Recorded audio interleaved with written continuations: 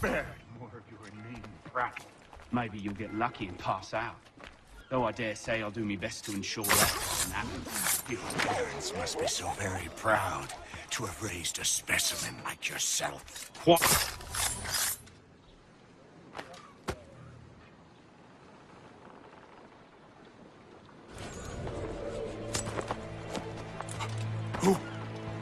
Who are you? Haytham Kenway, at your service. I don't understand. Why are you here? Walk with me, Mr. Church, and all will be explained.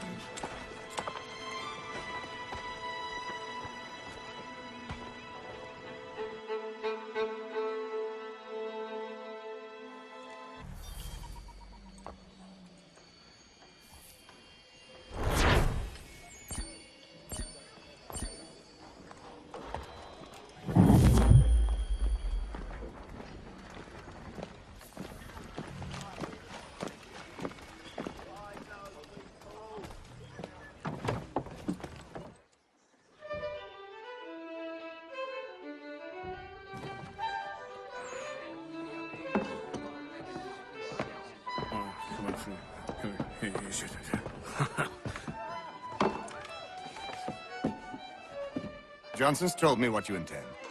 As it happens, the man who held me is the same one that you seek. His name is Silas Thatcher. That fancy lad is our slaver? Don't let his velvet tongue deceive you. A crueler and more vicious creature I've never known. What can you tell me of his operation? He hosts at least 100 men, more than half of whom are redcoats. All this for some slaves? Hardly. The man's a commander in the King's troop, in charge of the Southgate Fort. We need to find a way inside. Let me think on it. In the meantime, I'll attend to our final recruit. John Pitcairn's our man. I'll take you to him.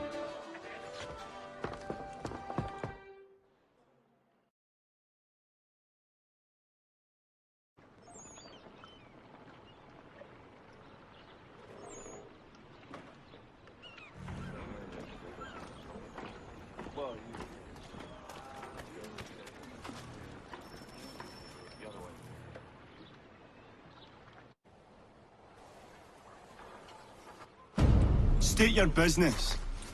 New recruit. More kindling for the pyre, eh? Well, go on then. How'd you manage that? Did you forget, sir? My commission is with General Braddock. When I'm not attending to you, of course.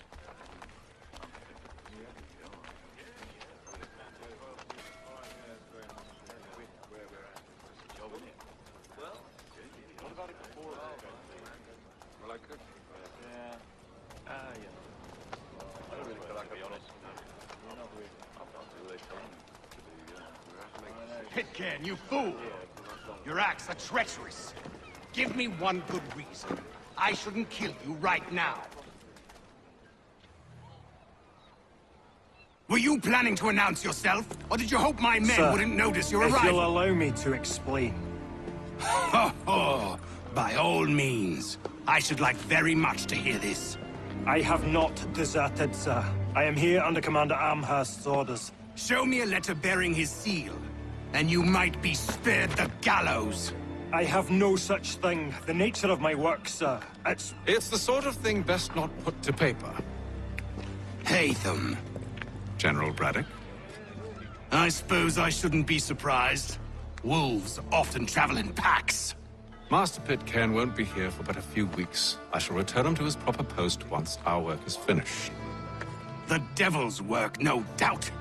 It's bad enough my superiors have insisted I grant you use of Charles. But they've said nothing about this traitor. You'll not have him. Edward, listen to reason. We're done here. See these gentlemen out.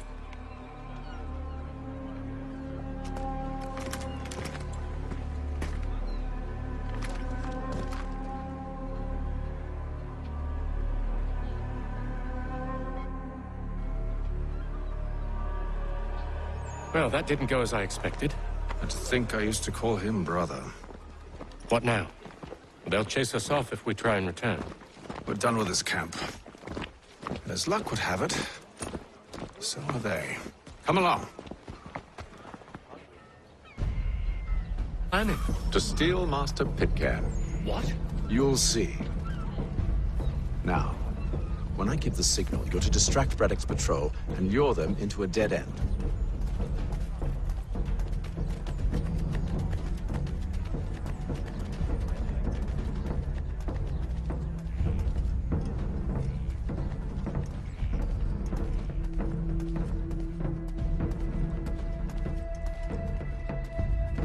Reverend Julius Foster will be guest preacher this Sunday at St. Where shall we head next?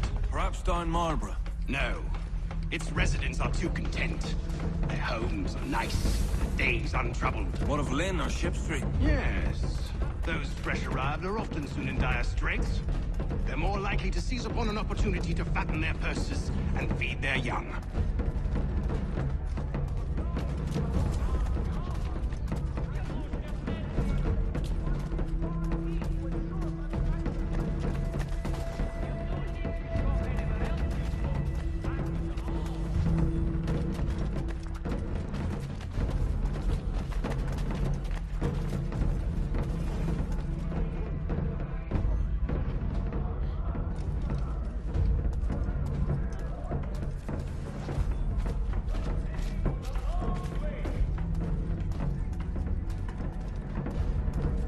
Now!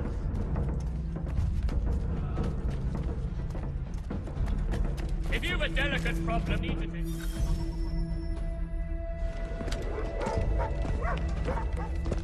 Oi! You thieves and scoundrels, one and all! Fie on you and your false war!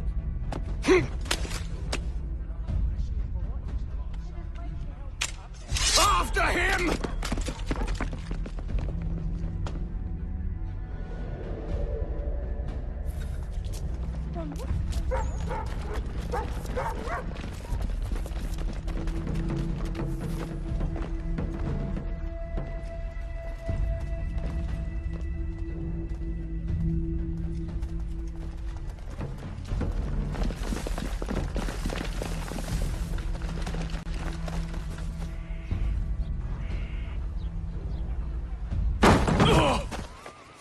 Unhand him, Edward.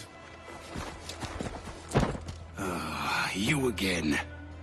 Let us go. And John Pitcairn with us. I will not have my authority challenged. Nor I. Put them all in chains.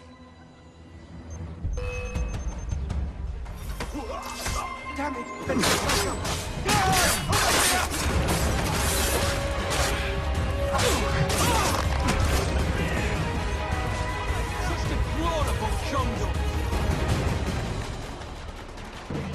So slow! Turn your scabs!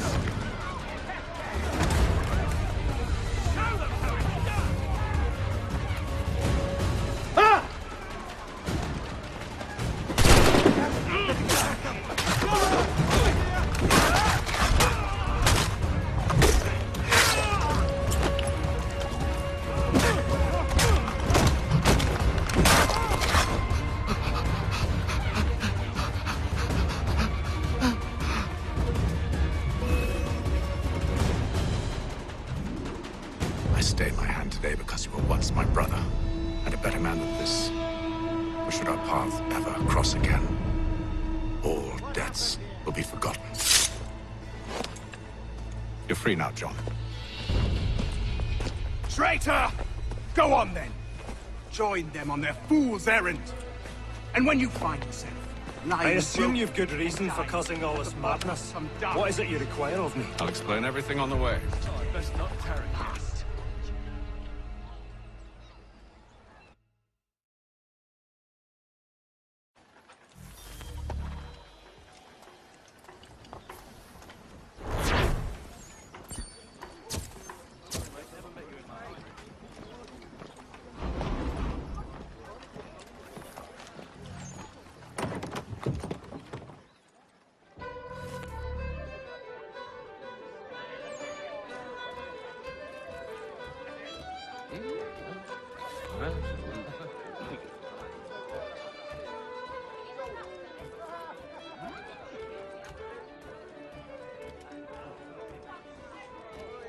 If I may, I was curious about your past with Braddock. You two clearly have a history. Edward was one of us upon a time, and I considered him a close friend. He was brave and bold in ways few men are. But everything changed at the siege of Bergen-op-Zoom. We had lost the fortress to the French, and were in the midst of egress. There was a skiff hidden at the port with which we planned to make our escape. As we drew near, a young man and his family came upon us, begging for safe passage.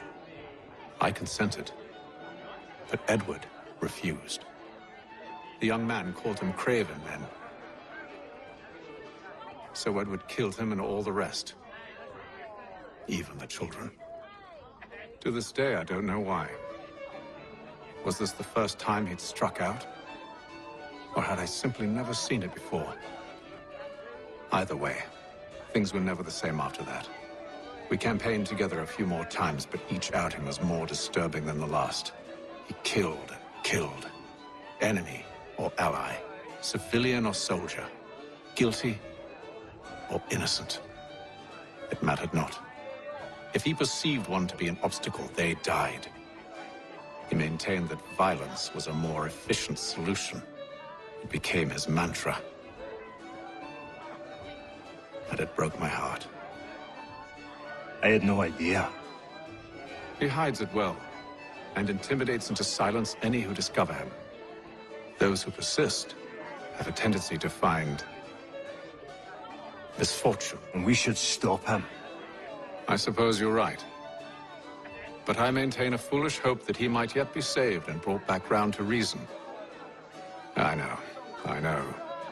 It's a silly thing to believe that one so drenched in death might suddenly change. I'm sorry to have brought this up. It was not my intent to sour you. Nonsense. We are brothers now. There should be no secrets between us.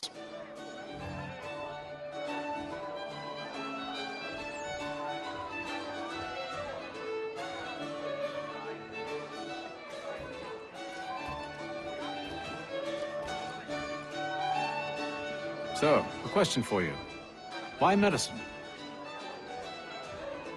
I'm supposed to tell you I care for my fellow man, right? But I chose this path because it allows me to accomplish the greater good. Are these things not true? Perhaps, but that's not what guided me. No. For me, it was a less abstract thing. I like money. There are other paths to fortune. But what better ware to peddle than life? Nothing else is as precious nor so desperately craved. And no price is too great for the man or woman who fears an abrupt and permanent end. Your words are cruel, Benjamin. But true as well. You took an oath to help people, did you not? I abide the oath, which makes no mention of price. I merely require compensation, fair compensation, for my services. And if they lack the required funds? Then there are others who will serve them. Does a baker grant free bread to a beggar? Does the tailor offer a dress to the woman who cannot afford to pay? No. Why should I? You said it yourself. Nothing is more precious than life. Indeed. All the more reason one should ensure they have the means to preserve it.